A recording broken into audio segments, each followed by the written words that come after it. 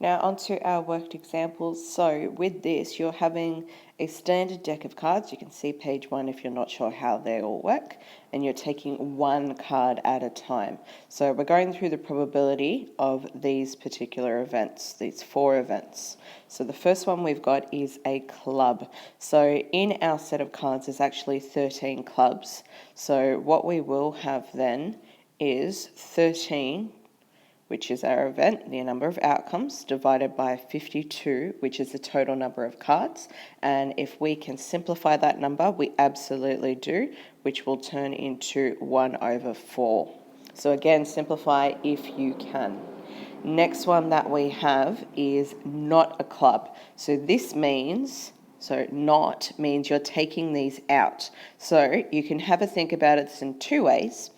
So 2 ways could be, just change my colour. So you could either have spades, hearts, and wow, I've done spades again. Spades, hearts, and clubs. Sorry, spades, hearts, and diamonds. Or you could think of it like taking away from one what you are not talking about. So that would be another version of that. But in total, we'll end up with, for either of these, we end up with 13 times 3. So 13 times 3, so we've got 9, and we've got 39. Beautiful. So that will be my number that I'm going to put here. Let me get the right colour. Apologies. 39/52. And again, if we can simplify that at all, we absolutely do, and that will be in 3 quarters. So just to recap, this is for the event. This is not that event, which means I can do it one of 2 ways. I can look at all my other options, or I can take it away from 1. So by that I mean 1 minus what would happen if it did happen, which is 3 quarters, because have a look here, it's the same. Okay, next one. We have a red king. So in our set, we have a red king that is a heart and one that is a diamond. So we have 2 total outcomes. And if we can simplify, we absolutely try and simplify. So we can try and simplify that. So it would turn into 1/26. Next one is red, but not a king. So all of our red is actually going to be in total, so 13 times 2, so 26.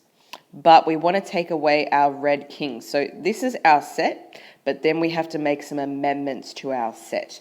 So our kings are our red kings, and there are 2 red kings there. So we have 24 total outcomes.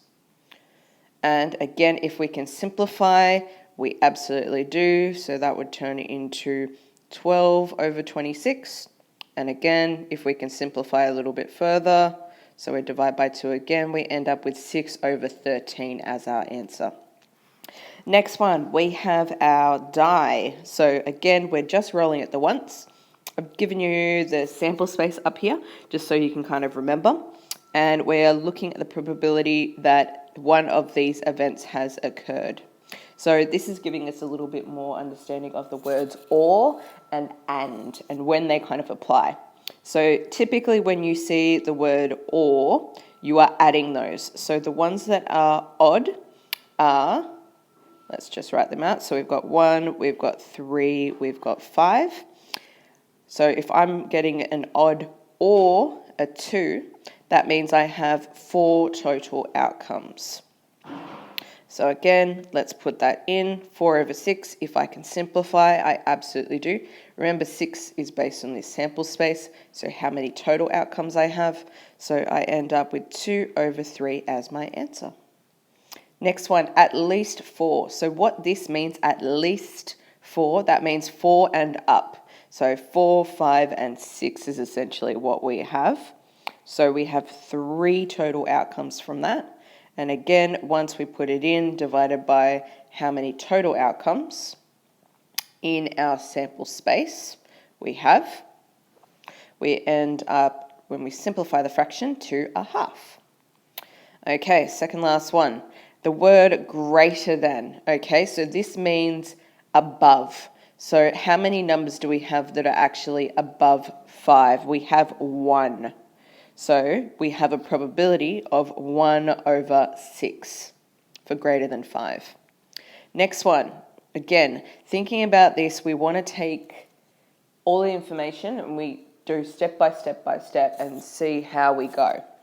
So less than 3, okay? So less than 3 or odd. So what are the numbers that are less than 3? So I've got 2 and I've got 1. Which ones are odd? I've got 1, 3 and 5. I've also got this condition here that says but not both. So I'm taking away the ones that are both odd and less than 3. Okay, so they have to be both odd and less than 3. So that number, the only one in common, is actually 1 in this case. So here's what we end up with. Our 1s are gone, as it says, and then we have outcomes of 2, 3, and 5. So we only have 3 total outcomes for that particular event. So again, let's put it in, 3 over 6. If we can simplify, we absolutely do, and we end up with half. Now on to your questions.